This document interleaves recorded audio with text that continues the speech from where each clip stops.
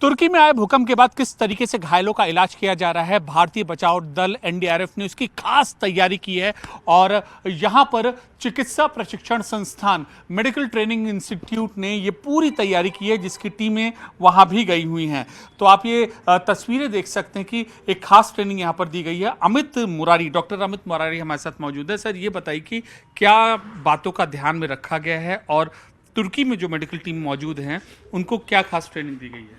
यहाँ पे हम लोग डिज़ास्टर से रिलेटेड ट्रेनिंग्स देते हैं। अब जैसे कोलैप्स स्ट्रक्चर आपने देखा है, जैसे टर्की के अंदर अर्थक्वेक आया है, इससे अलग अलग तरीके के जो बिल्डिंग्स हैं वो गिर गई हैं, और उसके बाद बॉडी के ऊपर उसके ऊपर क्या इफेक्ट आएगा और किस तरीके से हमको उसके ऊपर ध्यान रखना चाहिए, इस तरह की ट्रेनिंग हम लोग इस संस्थान में देते हैं।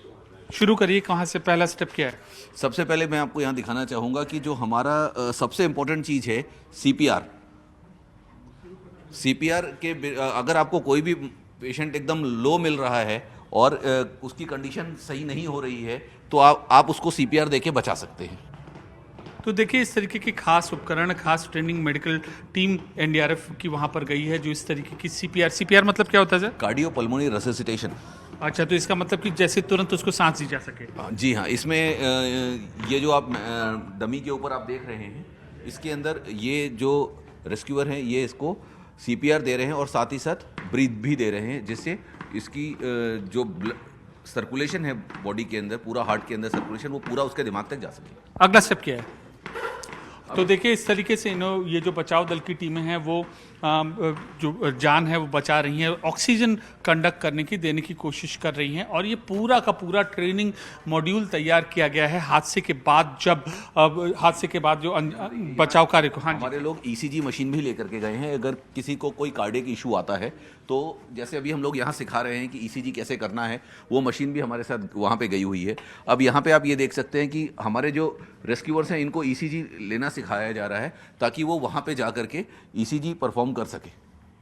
क्या मतलब किस तरीके से ये कितनी मशीनें गई हैं? इस तरीके की हर यूनिट के पास एक एक मशीनें गई। तो ये ईसीजी मशीन है, इसका मतलब कि दिल की बीमारी या कोई बॉडी की और बीमारी है, वो भी इक्विपमेंट की टीम यहाँ पर लेकर गई है। छोटे छोटे इक्विपमेंट्स हैं। सर, ये क्या है? ये है एयरवे। ये एयरवे स्टेशन है। इसके अंदर आपने कोविड में सुना होगा कि हम लोगों को वेंटिलेटर की ज़रूरत पड़ती है। वेंटिलेटर, ये हमारा वेंटिलेटर है। ये वीडियो लारिंगोस्कोप के माध्यम से ये दिखा रहे हैं कि किस तरीके से एक पेशेंट को वेंटिलेटर पे लिया जाता है। मतलब खुद इमरजेंसी में बहुत ज़्यादा चोट लगी है, तो ये टीम यहाँ पर अगर वो अपने नॉर्मल वे में सांस नहीं ले पा रहा है, तो उसको आपको लंग्स के अंदर आपको ये डाल करके आपको वहाँ तक आपको ऑक्सीजन देनी जरूरी है, ताकि उसकी जान बच सके। इसलिए ये वाला सिस्टम हम लोग यूज़ कर रहे हैं।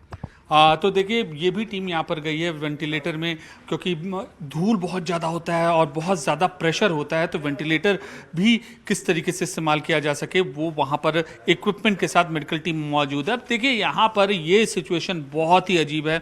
अब अजीब क्या, दुखदाई होती है हम कह सकते हैं कि, क्योंकि मलबे के नीचे कोई भी इंसान जब दबा होता है तो उसका पाँव, गर्दन, ये सब टूटा होता है। तो सर, इस ड्रिल में क्या किया जा रहा है और क्या इस ड्रिल के अंदर एक जो पेशेंट है, ये मलबे से इसको निकाला गया है, इसका पैर टूटा हुआ है और इसका जो सर्वाइकल वर्टिब्री है उसका फ्रैक्चर है। हम इसको दिखा रहे हैं कि इसको किस तरीके से, इन लोगों को ये सिखाया जा रहा है कि किस तरीके से इस पेशेंट को लोकेशन एक साइड से दूसरी साइड पे कैसे ले जा, सेफली उसको यहाँ से वहाँ तक ट्रांसपोर्ट किया जा सके, ताकि उसकी लाइफ को बचाया जा सके। तो देखिए, ये पूरा यहाँ पर ये ड्रिल है और जो हड्डी है, हड्डी को जोड़ते हुए, हड्डी को सपोर्ट देने के लिए और गर्दन की हड्डी को सपोर्ट देने के लिए ये सारे इक्विपमेंट है। पूरा ये ट्रेंड पैरामेडिकल स्टाफ है जो लगातार इनके साथ है। देखिए, सारी, जब तस्वीरों में देखिए, सारी एक एक चीज़ की बारीकी से ध्यान में रखा गया है। जहां पर चोट लगी है कंबल रखा गया है, ऑक्सीजन दे रहे हैं ज़रूरतमंद को।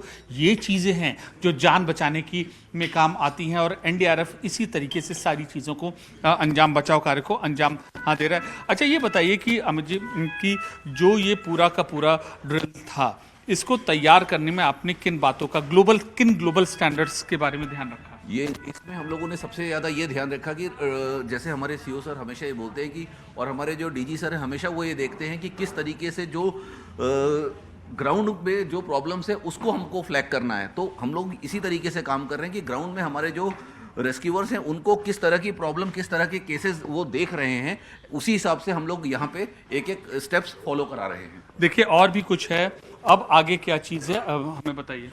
आगे यहाँ पे आपको ये दिखाई देगा कि किस तरह से अगर कोई मरीज अगर मलबे में दबा हुआ है और उसको फ्लूइड चढ़ाना पड़ रहा है, किसी भी इमरजेंसी कंडीशन में अगर उसको फ्लूइड चढ़ाना पड़ता है तो उसको किस तरीके से हम फ्लूइड उसको चढ़ा सकते हैं। किन बातों का आप ध्यान रख रहे हैं सर?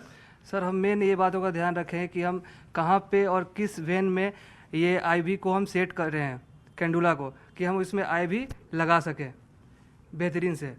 ये भी टीम वहां पर गई? ये भी टीम हमारी गई है। ये जितने भी लोग हैं, इस तरह की ट्रेनिंग हम लोग यहाँ पे देते हैं कि उनको किसी भी डिजास्टर में पैरामेडिक्स हमारा किसी भी लेवल पे वो काम कर सके। अब देखिए जैसे ये आपको दिखा रहा है कि ये इंट्राकैथ ये लगा रहा है,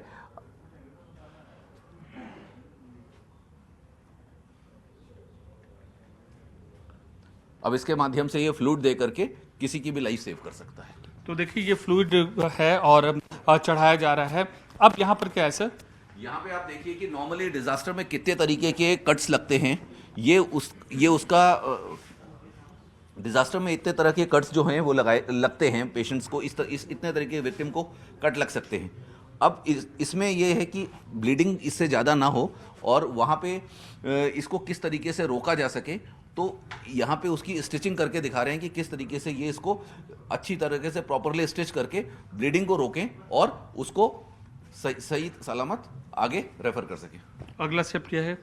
तो देखिए ये पूरे के पूरे ये जो स्टेप हैं, एक एक चीज़ को यहाँ पर ध्यान में रखा गया है। चाहे आप कह सकते हैं कि हड्डी को सपोर्ट देना हो, ईसीजी सपोर्ट सिस्टम हो, या फिर सांस देना हो, या फिर स्टिचिंग करनी हो, या फिर जो नर्व्स के अंदर फ्लूइड चढ़ाना हो, सारी चीज़ों को यहाँ पर ध्यान में रखते हुए एनडीआरएफ के इस तैयारी से तुर्की में गई है। और जो लोग हादसे के वक्त मलबे से निकाले जा रहे हैं उनको ये अमूल्य चीज़ मुहैया करवा रही है, ताकि जो भी चोट लगे, जिस तरीके का भी उनको खतरा, तुरंत उनकी जान बचाई जा सके। हमारे देश के जवान हमारे अपनी जान पर खेलकर न केवल लोगों को मलबे से निकाल रहे हैं, बल्कि उनको महत्वपूर्ण मेडिकल सहायता भी मुहैया करवा रहे हैं।